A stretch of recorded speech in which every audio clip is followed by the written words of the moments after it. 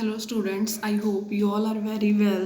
Today we will do our previous topic, continue our previous topic, average profit method. ਆਪਾਂ ਕੀਤਾ ਸੀ ਕਿ average profit method ਦੇ ਵਿੱਚ ਕਈ ਵਾਰੀ ਸਾਨੂੰ ਐਡਜਸਟਡ ਪ੍ਰੋਫਿਟਸ ਕੈਲਕੂਲੇਟ ਕਰਨੇ ਪੈਂਦੇ ਆ। ਐਡਜਸਟਡ ਪ੍ਰੋਫਿਟਸ ਦੇ ਲਈ ਸਾਨੂੰ ਐਡਜਸਟਮੈਂਟਸ ਕਰਨੀਆਂ ਪੈਂਦੀਆਂ। ਉਹ ਐਡਜਸਟਮੈਂਟਸ ਕਾਹਦੀਆਂ ਹੁੰਦੀਆਂ? ਐਡਜਸਟਮੈਂਟ ਰਿਲੇਟਿੰਗ ਟੂ ਅਬਨੋਰਮਲ ਗੇਨ ਔਰ ਅਬਨੋਰਮਲ ਲੌਸ। ਥੋੜਾ ਆਪਾਂ ਕੱਲ ਵੀ ਡਿਸਕਸ ਕੀਤਾ ਸੀ ਕਿ ਅਬਨੋਰਮਲ ਗੇਨ ਜਾਂ ਅਬਨੋਰਮਲ ਲੌਸ ਕੀ ਹੁੰਦੇ ਆ ਕਿ ਜੋ ਸਾਡੀਆਂ ਨੋਰਮਲ ਵਰਕਿੰਗ ਕੰਡੀਸ਼ਨ 'ਚ ਸਾਨੂੰ ਨਹੀਂ ਹੁੰਦੇ। ਅਬਨੋਰਮਲ ਗੇਨ ਮਤਲਬ ਉਹ ਫਾਇਦਾ ਜਿਹੜਾ ਸਾਨੂੰ ਵਾਰ-ਵਾਰ ਨਹੀਂ ਹੋਣਾ। ਅਬਨੋਰਮਲ ਲੌਸ ਉਹ ਨੁਕਸਾਨ ਜਿਹੜਾ ਸਾਨੂੰ ਵਾਰ-ਵਾਰ ਨਹੀਂ ਹੋਣਾ। ਤਾਂ ਜਦੋਂ ਵੀ ਅਸੀਂ ਗੁੱਡਵਿਲ ਕੈਲਕੂਲੇਟ ਕਰਾਂਗੇ ਐਵਰੇਜ ਪ੍ਰੋਫਿਟ ਮੈਥਡ ਦੇ ਨਾਲ, ਉਦੋਂ ਅਸੀਂ ਜਸਟ ਨੋਰਮਲ ਪ੍ਰੋਫਿਟ ਲੈਣੇ ਆ। ਅਗਰ ਕੋਈ ਅਬਨੋਰਮਲ ਗੇਨ ਹੈ ਜਾਂ ਕੋਈ ਅਬਨੋਰਮਲ ਲੌਸ ਆ, ਉਹਦੀ ਅਸੀਂ ਪਹਿਲਾਂ ਹੀ ਐਡਜਸਟਮੈਂਟ ਕਰ ਦੇਣੀ ਹੈ ਤਾਂ ਕਿ ਜੋ ਅਸੀਂ ਗੁੱਡਵਿਲ ਕੈਲਕੂਲੇਟ ਕਰੀਏ ਉਹ ਸਾਡੀ ਸਹੀ ਪ੍ਰੋਫਿਟਸ ਤੋਂ ਕੈਲਕੂਲੇਟ ਹੋਵੇ। ਤਾਂ ਉਹਦੇ ਲਈ ਅੱਜ ਆਪਾਂ ਦੇਖਾਂਗੇ ਕੀ ਐਡਜਸਟਮੈਂਟ ਆ, ਕਿੱਦਾਂ ਹੁੰਦੀਆਂ। ਸਭ ਤੋਂ ਪਹਿਲਾਂ ਆਪਾਂ ਦੇਖਦੇ ਹਾਂ ਅਬਨੋਰਮਲ ਗੇਨ ਦੀ ਐਡਜਸਟਮੈਂਟ। ਅਬਨੋਰਮਲ ਗੇਨ ਦਾ ਮਤਲਬ ਕੋਈ ਇੱਦਾਂ ਦਾ ਪ੍ਰੋਫਿਟ ਜਿਹੜਾ ਆਪਾਂ ਨੂੰ ਵਾਰ-ਵਾਰ ਨਹੀਂ ਹੋਣਾ। ਫੋਰ ਐਗਜ਼ਾਮਪਲ ਆਪਾਂ ਨੂੰ ਕੋਈ ਲੋਟਰੀ ਨਿਕਲਿਆ, ਕੋਈ ਵੀ ਵਾਈਨਫਾਲ ਗੇਨ, ਅਚਾਨਕ ਕੋਈ ਇਨਕਮ ਹੋ ਗਈ ਜਾਂ ਕੋਈ ਫਿਕਸ ਐਸਿਡ ਸੇਲ ਕਰਕੇ ਆਪਾਂ ਨੂੰ ਪੈਸਾ ਮਿਲ ਗਿਆ ਜਾਂ ਆਪਾਂ ਨੂੰ ਕੋਈ ਇੰਸ਼ੋਰੈਂਸ ਕਲੇਮ ਰਿਸੀਵ ਹੋ ਗਿਆ। ਦੇਖੋ ਆਪਾਂ ਇੰਸ਼ੋਰੈਂਸ ਕਰਵਾਇਆ ਸੀ, ਹਾਂ ਬਿਜ਼ਨਸ ਦਾ ਚੋਰੀ ਹੋਣ ਤੋਂ ਬਿਜ਼ਨਸ ਚੋਰੀ ਹੋ ਗਈ, ਸਾਨੂੰ ਉਹਦਾ ਬੀਮਾ ਮਿਲ ਗਿਆ। ਇਹ ਜ਼ਰੂਰ ਆ ਵੀ ਹਾਂ ਸਾਡਾ ਨੁਕਸਾਨ ਪੂਰਾ ਹੋ ਗਿਆ, ਬਟ ਇਹ ਇੰਸ਼ੋਰੈਂਸ ਦਾ ਕਲੇਮ ਸਾਨੂੰ ਵਾਰ-ਵਾਰ ਨਹੀਂ ਮਿਲਣਾ। ਲੋਟਰੀ ਸਾਨੂੰ ਵਾਰੀ-ਵਾਰੀ ਨਹੀਂ ਨਿਕਲਣੀ। ਫਿਕਸ ਐਸਿਟ ਆਪਦੀ ਜ਼ਮੀਨ, ਆਪਦੀ ਬਿਲਡਿੰਗ ਅਸੀਂ ਵਾਰ-ਵਾਰ ਨਹੀਂ ਵੇਚਾਂਗੇ। ਤਾਂ ਉਹ ਇਨਕਮ ਜਾਂ ਉਹ ਫਾਇਦੇ ਜਿਹੜੇ ਸਾਨੂੰ ਵਾਰ-ਵਾਰ ਨਹੀਂ ਹੋਣੇ, ਉਹਨਾਂ ਨੂੰ ਅਸੀਂ ਕਹਿੰਦੇ ਹਾਂ ਅਬਨੋਰਮਲ ਗੇਨ। ਕਿ ਜਿਹੜੇ ਅਸੀਂ ਮਿਹਨਤ ਨਾਲ ਨਹੀਂ ਕਮਾਏ, ਅਸੀਂ ਆਪਦੇ ਕੰਮ ਤੋਂ ਨਹੀਂ ਕਮਾਏ, ਉਹ ਬਾਏ ਚਾਂਸ ਸਾਨੂੰ ਉੱਦਾਂ ਦੀ ਇਨਕਮ ਆ ਜਿਹੜੀ ਹੋ ਗਈ ਆ। ਤਾਂ ਅਸੀਂ ਆਪਦੇ ਸਹੀ ਪ੍ਰੋਫਿਟ ਵੇਖੋ, ਹੁਣ ਜਦੋਂ ਆਪਾਂ ਨੂੰ ਇਹ ਗੇਨ ਹੋਏ ਹੋਣਗੇ ਉਦੋਂ ਆਪਾਂ ਆਪਦੇ ਪ੍ਰੋਫਿਟਸ 'ਚ ਇਹਨਾਂ ਨੂੰ ਕੀ ਕੀਤਾ ਹੋਊਗਾ? ਪਲੱਸ ਕੀਤਾ ਹੋਊਗਾ। ਤਾਂ ਹੁਣ ਸਹੀ ਪ੍ਰੋਫਿਟ ਪਤਾ ਕਰਨ ਲਈ ਅਸੀਂ ਕੀ ਕਰਾਂਗੇ? ਜਿੰਨੇ ਵੀ ਅਮਾਊਂਟ ਦੇ ਸਾਡੇ ਅਬਨੋਰਮਲ ਗੇਨ ਹੋਣਗੇ ਉਹ ਵਿੱਚੋਂ ਕੀ ਕਰ ਦਾਂਗੇ? ਮਾਈਨਸ। ਕਲੀਅਰ? ਜਿਹੜੀ ਇਨਕਮ ਵਾਰ-ਵਾਰ ਨਹੀਂ ਹੋਣੀ ਉਹਨੂੰ ਅਸੀਂ ਮਾਈਨਸ ਕਰ ਦੇਣਾ। ਨੈਕਸਟ ਸਾਡੇ ਕੋਲ ਆ ਗਈ ਅਬਨੋਰਮਲ ਲੌਸ ਦੀ ਐਡਜਸਟਮੈਂਟ। ਅਬਨੋਰਮਲ ਲੌਸ ਕਿ ਕਿਸੇ ਰੀਜ਼ਨ ਕਰਕੇ ਸਾਨੂੰ ਕੋਈ ਘਾਟਾ ਪੈ ਗਿਆ। ਜੇ ਘਾਟਾ ਪੈ ਗਿਆ ਤਾਂ ਅਸੀਂ ਪ੍ਰੋਫਿਟਸ 'ਚੋਂ ਉਨੀ ਅਮਾਊਂਟ ਘਟਾਈ ਬੈਠੇ ਹਾਂ। ਜਿਵੇਂ ਕਿ ਮੰਨ ਲਓ ਅੱਗ ਲੱਗ ਗਈ ਜਾਂ ਚੋਰੀ ਹੋ ਗਈ ਜਾਂ ਕੋਈ ਹੋਰ ਨੈਚੁਰਲ ਕਲੈਮਿਟੀ ਕਰਕੇ ਸਾਡਾ ਕੋਈ ਲੋਸ ਹੋ ਗਿਆ ਜਾਂ ਕਿਸੇ ਪਰਸਨ ਨੇ ਅਚਾਨਕ ਰਿਟਾਇਰਮੈਂਟ ਲੈ ਲਈ, ਉਹਦੇ 'ਤੇ ਸਾਨੂੰ ਪੈਸੇ ਦੇਣੇ ਪੈ ਗਏ। ਤਾਂ ਇੱਦਾਂ ਦੀ ਜਿਹੜੀਆਂ ਪੇਮੈਂਟਸ ਜਾਂ ਇੱਦਾਂ ਦੇ ਲੋਸ ਜਿਨ੍ਹਾਂ ਨਾਲ ਸਾਡੇ ਪ੍ਰੋਫਿਟ ਘਟੇ ਆ ਪਰ ਉਹ ਵਾਰ-ਵਾਰ ਨਹੀਂ ਘਟਣੇ, ਤਾਂ ਉਹਨੂੰ ਅਸੀਂ ਕੀ ਕਰਾਂਗੇ? ਪਲੱਸ ਕਰਾਂਗੇ। ਕਲੀਅਰ? ਜੇ ਕੋਈ ਵਾਧੂ ਫਾਇਦਾ ਵਿੱਚ ਪਲੱਸ ਹੋਇਆ ਵਾ ਤਾਂ ਉਹਨੂੰ ਮਾਈਨਸ ਕਰ ਦੇਣਾ। ਜੇ ਲੋਸ ਪਹਿਲਾਂ ਗਲਤ ਮਾਈਨਸ ਹੋਇਆ ਵਾ ਤਾਂ ਹੁਣ ਉਹਨੂੰ ਪਲੱਸ ਕਰ ਦੇਣਾ। ਮੀਨਸ ਅਸੀਂ ਉਲਟ ਕਰਨਾ। ਦੈਨ ਹੈ ਐਕਸਕਲੂਜ਼ਨ ਆਫ ਐਕਸਪੈਂਸਿਸ। ਕਈ ਵਾਰੀ ਇਹ ਹੁੰਦਾ ਕਿ ਹਾਂ ਸਾਡਾ ਕੋਈ ਖਰਚਾ ਹੈ, ਸਾਨੂੰ ਪਤਾ ਉਹ ਖਰਚਾ ਸਾਨੂੰ ਕਰਨਾ ਵੀ ਪੈਣਾ, ਪਰ ਅਸੀਂ ਪ੍ਰੋਫਿਟਸ ਦੇ ਵਿੱਚੋਂ ਮਾਈਨਸ ਕਰਨਾ ਭੁੱਲ ਜਾਂਦੇ ਹਾਂ, ਐਕਸਕਲੂਡ ਕਰਨਾ ਭੁੱਲ ਜਾਂਦੇ ਹਾਂ।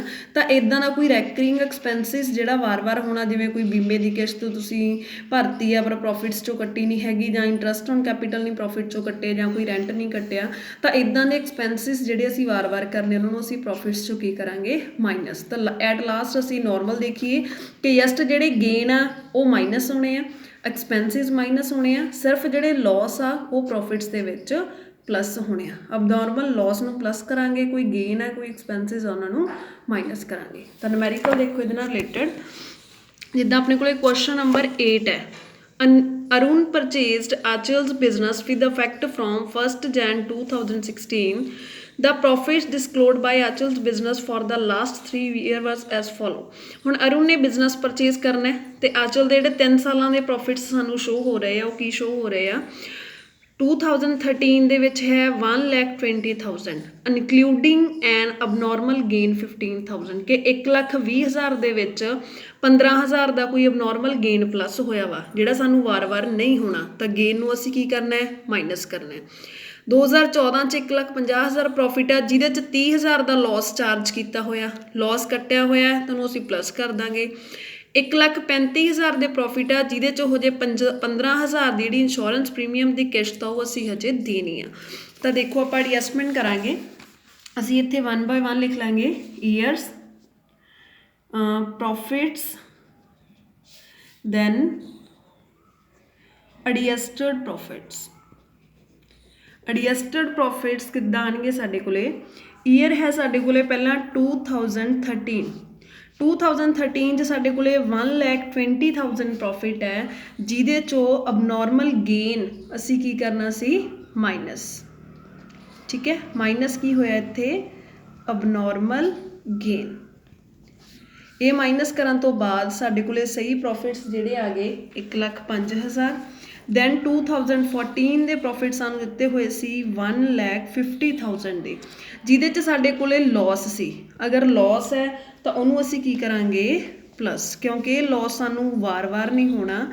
तो कोई इदां दा लॉस जिहड़ा पहलां असीं कट चुके हैं वार वार नहीं होना, उहनूं असीं कर दांगे माइनस। तो ये साडे कोले आ गए 1,80,000। दैन नैक्सट 2015 ਉਹਦੇ 'ਚ ਸੀ ਸਾਡੇ ਕੋਲੇ 1,35,000, ਜਿਹਦੇ 'ਚ ਅਸੀਂ ਇੱਕ ਇੰਸ਼ੋਰੈਂਸ ਪ੍ਰੀਮੀਅਮ ਭਰਨਾ ਹੈ। ਤਾਂ ਇਹਦਾ ਸਾਡਾ ਖਰਚਾ ਹੈ, ਇਹ ਤਾਂ ਸਾਨੂੰ ਦੇਣਾ ਹੀ ਪੈਣਾ। ਐਕਸਕਲੂਡ ਦਾ ਮਤਲਬ ਕਿ ਉਹ ਹਜੇ ਦੇ ਵਿੱਚੋਂ ਪੇ ਨਹੀਂ ਕੀਤਾ। ਐਕਸਕਲੂਡ ਦਾ ਮਤਲਬ ਕਿ ਉਹ ਬਾਹਰ ਹੈ, ਪਰ ਅਸੀਂ ਬਾਹਰ ਨਹੀਂ ਰੱਖਣਾ। ਜਿਹੜੇ ਸਾਡੇ ਐਕਸਪੈਂਸਿਸ ਉਹ ਤਾਂ ਅਸੀਂ ਪੇ ਕਰਨੇ ਹੀ ਆ। ਤਾਂ ਹੁਣ ਸਾਡੇ ਕੋਲੇ ਆਫਟਰ ਆਲ ਐਡਜਸਟਮੈਂਟਸ ਇਹ ਸਾਡੇ ਕੋਲੇ ਨੋਰਮਲ ਪ੍ਰੋਫਿਟ ਆ ਗਏ ਬਿਜ਼ਨਸ ਦੇ, ਜਿੰਨੇ ਕਿ ਸਾਨੂੰ ਪਤਾ ਸਾਡੇ ਬਿਜ਼ਨਸ ਦੇ ਵਿੱਚ ਹੋਣਗੇ ਹੀ ਹੋਣਗੇ। ਤਾਂ ਇਹਨਾਂ ਦਾ ਅਸੀਂ ਟੋਟਲ ਕਰ ਲਾਂਗੇ। ਟੋਟਲ ਕਰਕੇ ਸਾਡੇ ਕੋਲੇ ਆ ਗਿਆ 4,05,000। ਇਹਨਾਂ ਐਡਜਸਟਮੈਂਟਸ ਤੋਂ ਬਾਅਦ ਨੋਰਮਲ ਕੁਐਸਚਨ ਹੈ। ਨੋਰਮਲ ਕੁਐਸਚਨ ਕੀ ਹੈ? ਪਹਿਲਾਂ ਆਪਾਂ ਐਵਰੇਜ ਪ੍ਰੋਫਿਟ ਕੈਲਕੂਲੇਟ ਕਰਾਂਗੇ। Average profit the formula Ki C? Total profit over number of year, ठीक है। टोटल प्रॉफिट अपने को है 4,05,000। नंबर ऑफ ईयर किन्ने 1 2 3 3 ते असी डिवाइड कर देंगे। तो साडे कोले डिवाइड करन तो बाद जिहड़ा आ गया 1,35,000। Then at last our goodwill formula की है साडे कोले average profit multiply by number of year purchase. Number of year purchase सानू क्वेश्चन के एंड दिते हुए calculate goodwill at the 3 year purchase minus number of year purchase है 3। तो 3 ना मल्टीप्लाई करन तो बाद साडी जिहड़ी गुडविल आ कितनी होएगी 4,05,000। क्लीयर। अब नॉर्मल गेन है साडा कोई वो भी माइनस करना है, कोई बीमे की किश्त वगैरह वो भी माइनस करनी है, जस्ट लॉस प्लस करने हैं। इस तो बाद जो थोड़े को नॉर्मल प्रॉफिट्स आ गए तो फर्दर सारा क्वेश्चन है जिहड़ा करते हैं। नैक्सट स्टेटमेंट देखो उहदे च की हो कहंदे goodwill is to be valued at 2 year purchase. 2 year purchase असी करनी है 3 year normal average profit. Profit साडे कोले 2010-11 दे 20,000 इनकलूडिंग इंश्योरेंस क्लेम रिसीव 40,000। 20,000 ਦੇ प्रॉफिट है जिहदे च 40,000 ਦਾ इंश्योरेंस ਦਾ क्लेम है। वेखो बीमे तो पैसे सानू वार-वार नहीं मिलने, तो इदां दे जिहड़े कोई गलत पैसे विच ऐड होए वे असीं माइनस करांगे। नैक्सट ईयर साडे कोले की है लॉस है।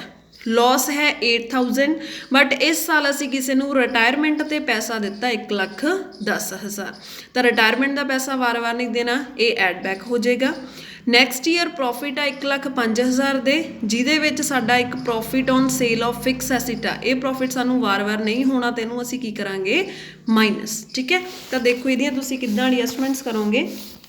पहलां तुहाडे कोले प्रॉफिट सीगे साडे कोल 2010-11 दे। इस साल च साडे कोले प्रॉफिट सीगे 20,000 दे, पर इहदे च 40,000 का इंश्योरेंस क्लेम सी। इंश्योरेंस क्लेम का साडा नॉर्मल गेन असी माइनस करांगे। हुण 20 प्लस दा 40 माइनस दा है, तो जो असीं इन्हां नूं माइनस करांगे तो साडे कोले माइनस दे 20,000 आ गए, मीनस के की आ गए लॉस आ गए। नैक्सट ईयर जो साडे कोले 11-12 आ, इहदे च पहलां ही लॉस है 8,000 का। अगर लॉस है तो असीं इहनूं माइनस रखांगे। हुण इहदे च असीं किसी नूं रिटायरमेंट कंपनसेशन पेड कीती है जिहड़ी वार-वार नहीं पेड करांगे, तो फिर वो इहदे च ऐड बैक कर दांगे। प्लस माइनस माइनस करके साडे कोले 1,02,000 पॉजिटिव आ गए, मीनस के प्रॉफिट आ गए।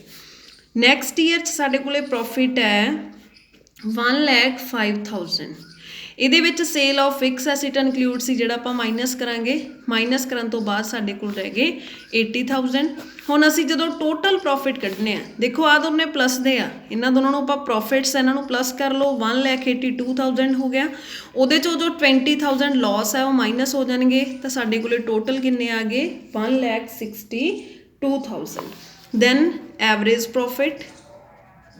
एवरेज प्रॉफिट असीं किद्दां कढांगे? Total profits over number of year.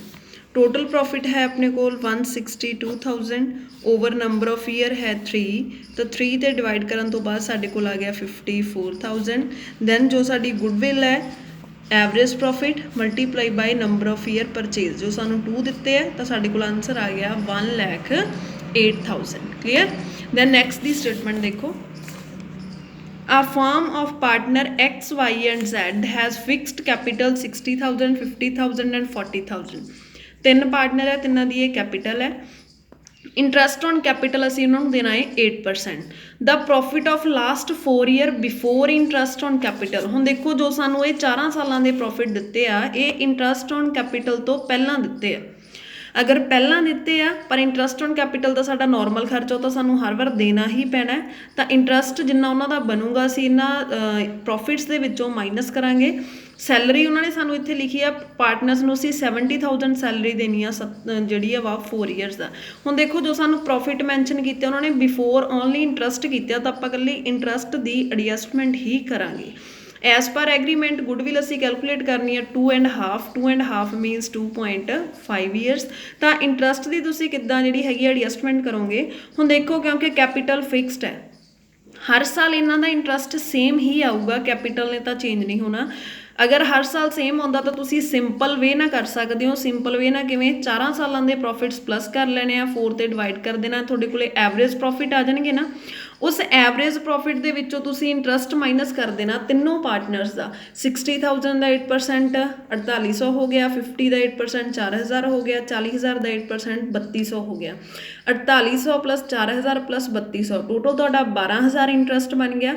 वो जो थोड़े को एवरेज प्रॉफिट आए होंगे तुसी उहदे चों सिर्फ 12,000 माइनस कर दिओ, एक बार ही माइनस कर दिओ, थोड़े को एडजस्टड एवरेज प्रॉफिट आ जाएंगे। दैन तुसी 2.5 ना मल्टीप्लाई करके गुडविल कर देनी। Clear. I hope you understand well. Thank you students.